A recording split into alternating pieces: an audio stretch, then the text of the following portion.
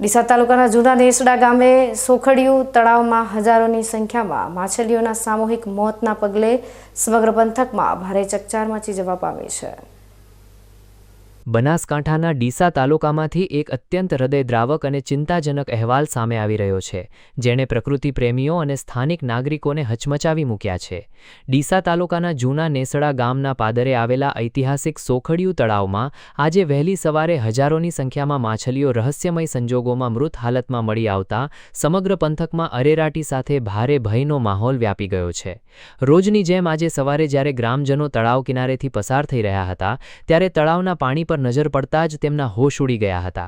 અસંખ્ય નાની મોટી તેમજ નર અને માદા માછલીઓ પાણીની સપાટી પર મરેલી હાલતમાં તરી રહી હતી અને તળાવનો કિનારો જાણે મૂંગા જીવોની સ્મશાન ભૂમિ બની ગયો હોય તેમ ઢગલાબંધ મૃત માછલીઓ ખડકાયેલી જોવા મળી હતી। આખું તળાવ મૃત માછલીઓથી ઉભરાઈ ગયું હોવાના કારણે સમગ્ર વિસ્તારમાં તીવ્ર અસહ્ય દુર્ગંધ ફેલાવાની શરૂ થઈ ચૂકી છે, જેના લીધે આસપાસ રહેતા રહીશોનું જીવવું પણ મુશ્કેલ બન્યું છે।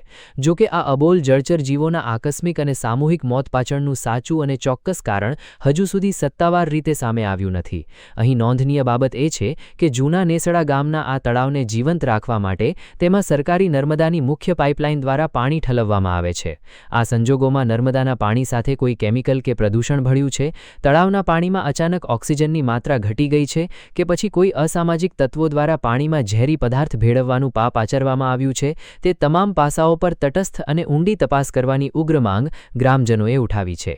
તળાવના આ ભયાનક દ્રશ્યો જોઈને જીવદયા પ્રેમીઓનું હૃદય દ્રવી ઉઠ્યું છે અને વહીવટીતંત્ર અને મત્સ્ય ઉદ્યોગ વિભાગ તાત્કાલિક ધોરણે આ ઘટનાની ગંભીરતા સમજીને પાણીના સેમ્પલ લેવે તેવી લોક માંગ પ્રબળ બની છે।